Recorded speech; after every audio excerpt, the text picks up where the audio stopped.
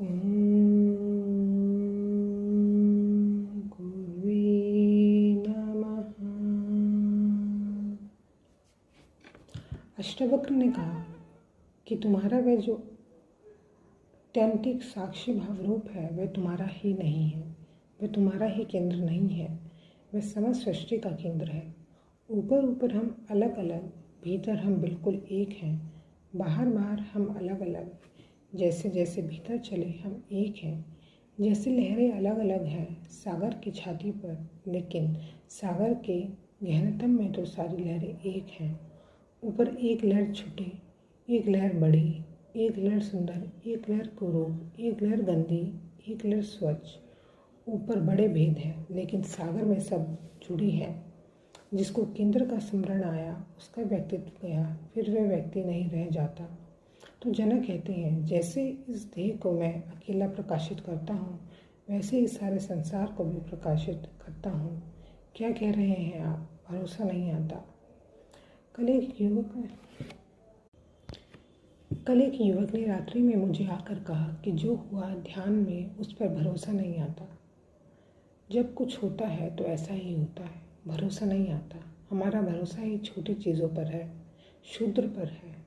जब विराट घटता है तो भरोसा आएगा कैसे? जब परमात्मा तुम्हारे सामने खड़ा होगा तो तुम आश्चर्यचकित और अवाक रह जाओगे। पश्चिम में एक बहुत बड़ा संत हुआ, तरतुलियन। उसका वचन है किसी ने पूछा कि तरतुलिया, ईश्वर के लिए कोई प्रमाण है? उसने कहा, एक ही प्रमाण है, ईश्वर है, क्योंकि वह भरोसे योग्य नहीं है। ईश्वर है क्योंकि उस पर विश्वास नहीं आता। ईश्वर है क्योंकि वह असंभव है। ये बड़ी अनूठी बात तरतुलियन ने कही। ईश्वर है क्योंकि असंभव है। संभव तो संसार है, ईश्वर असंभव को तो असंभव में घटता है।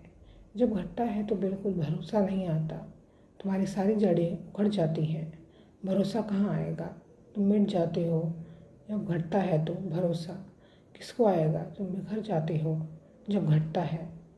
तुम अब तक अंधेरे जैसे हो, जब उसका सूरज निकलेगा तो तुम विसर्जित हो जाओगे। जनक कहने लगे, इसलिए तो यहाँ या तो संपूर्ण संसार मेरा है या मेरा कुछ भी नहीं। ये दो ही बातें संभव है। इसके बीच में कोई भी दृष्टि हो तो भ्रांत है। ये तो संपूर्ण संसार मेरा है क्योंकि मैं परमात्मा का हिस्सा हूँ, क्योंकि मैं परमात्मा हूँ, क्योंकि मैं सारे संसार का केंद्र हूँ। जय श्री राम।